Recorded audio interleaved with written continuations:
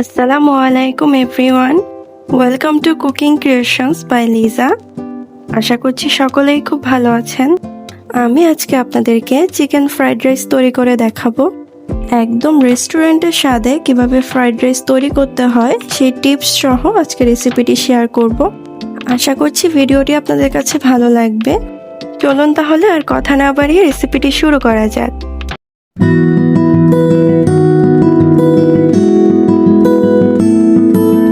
Chicken fried rice তৈরি করার জন্য আমি প্রথমে চালটা সিদ্ধ করে নিব, আর তার জন্য চুলায় একটি হাঁড়িতে পানি বসিয়ে দিয়েছি গরম হবার জন্য।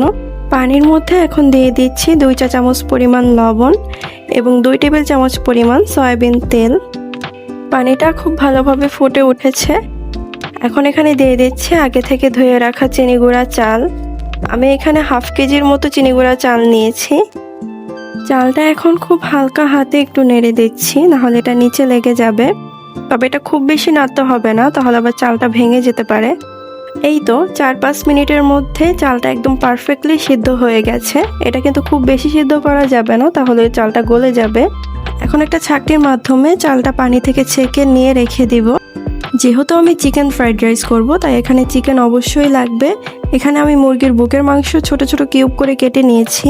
এখন এখানে দিয়ে দিচ্ছি হাফ চা চামচ ধনিয়ার গুঁড়া, হাফ চা চামচ জিরার গুঁড়া, হাফ চা চামচ আদার গুঁড়া, হাফ চা চামচ রসুনের গুঁড়া, হাফ চা চামচ লবণ, 1 চা চামচ পরিমাণ দিচ্ছি সয়া সস।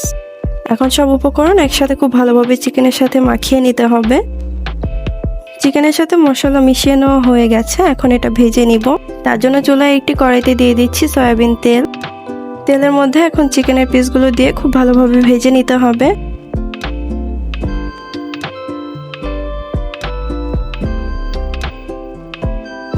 চিকেনটা ভাজা হয়ে গেছে। এখন আমি ডিমটা ভেজে নিব, আর তার জন্য চুলায় আবার সয়াবিন তেল দিয়ে দিলাম।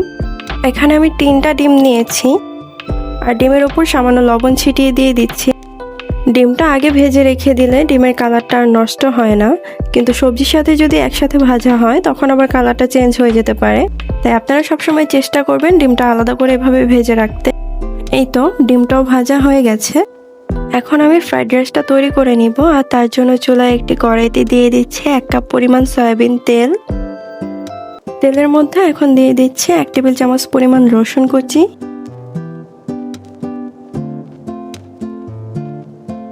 রসুনটা একটু হালকা ভেজে এখন এটার মধ্যে দিয়ে দিচ্ছি 1 কাপ গাজর কুচি,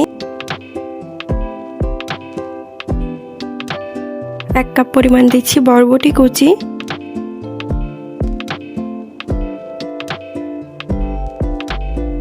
এখন এখানে অ্যাড করে দিচ্ছি 1 চা চামচ পরিমাণ লবণ এবং 1 চা চামচ পরিমাণ আদা রসুন বাটা।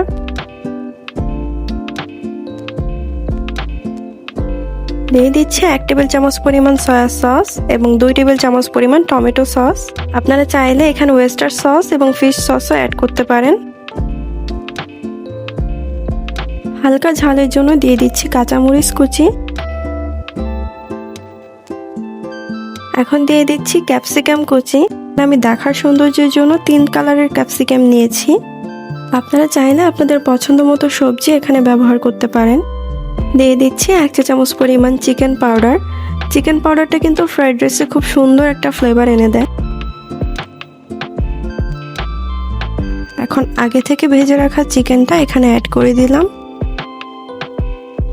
চিকেন আর সবজি একসাথে খুব ভালোভাবে ভাজা হয়ে গেছে। এখন আগে থেকে সিদ্ধ করে রাখা রাইসটা এখানে দিয়ে দিচ্ছি। চিকেন আর সবজির সাথে রাইসটা খুব ভালোভাবে মিশিয়ে নিতে হবে। রাইসটা কিন্তু খুব হালকা হাতে সবজির সাথে মিশিয়ে নিতে হবে, নাহলে রাইসটা ভেঙে যেতে পারে। দেখতেই পাচ্ছেন ফ্রাইড রাইসটা কতটা ঝরঝরা হচ্ছে। ফ্রাইড রাইসটা এরকম ঝরঝরা হবার জন্য চালটা পারফেক্টলি সিদ্ধ হওয়াই হচ্ছে মেইন পার্ট। এখন এখানে অ্যাড করে দিচ্ছি আগে থেকে ভেজে রাখা ডিম।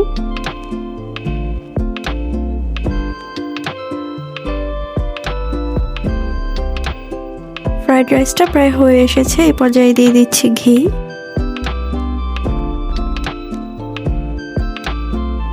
এবং সব শেষে অ্যাড করে দিচ্ছি ভাজা কালো গোলমরিচের গুঁড়া।